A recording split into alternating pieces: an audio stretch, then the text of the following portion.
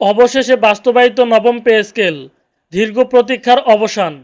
৩ দিনের আলটিমেটামে নতুন বেতন কাঠামো কার্যকর, প্রধান উপদেষ্টা দিলেন সরাসরি নির্দেশ। হ্যালো দর্শক, কালের কণ্ঠ পত্রিকায় চাকরিজীবীদের জন্য একটা গুরুত্বপূর্ণ নিউজ প্রকাশিত হয়েছে।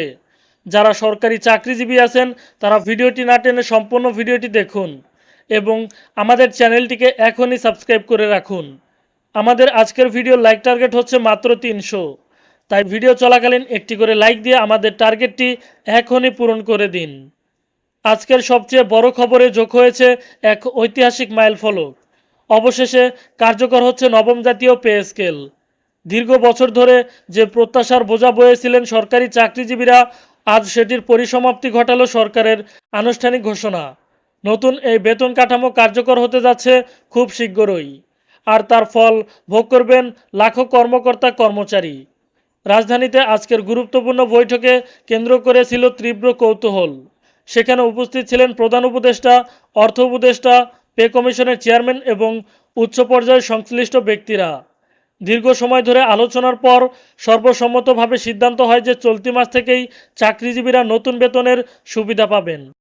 সরকারের এই সিদ্ধান্ত কেবল কাগজে কলমে একটি পরিবর্তন নয়, বরং এটি দেশের সামগ্রিক অর্থনীতি ও কোটি মানুষের জীবনে সরাসরি প্রভাব ফেলবে। কারণ সরকারি খাতের বেতন কাঠামো বদল মানেই নতুন ভোগ ব্যয়, বাজারে নতুন গতি আর শিল্প উৎপাদনে নতুন সম্ভাবনা।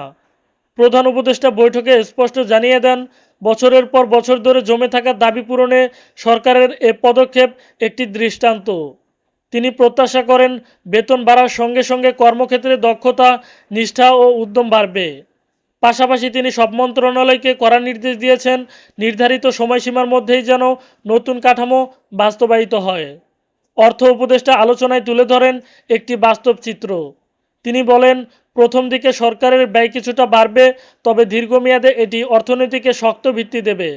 বেতন বৃদ্ধির ফলে বাজারে চাহিদা তৈরি হবে, বিনিয়োগ গতি আসবে এবং কর্মসংস্থানের নতুন দিগন্ত উন্মোচিত হবে।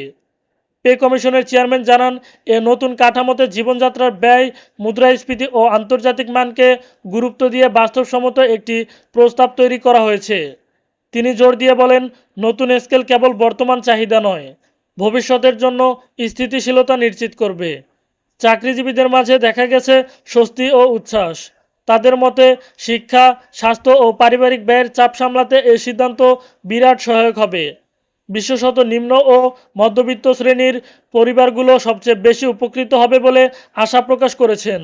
অন্যদিকে বাজার বিশ্লেষকদের মতে প্রথম দিকে কিছুটা মূল্যস্ফীতির প্রভাব পড়তে পারে, তবে সঠিক অর্থনৈতিক কৌশল গ্রহণ করা হলে তা সহজেই নিয়ন্ত্রণে আসবে।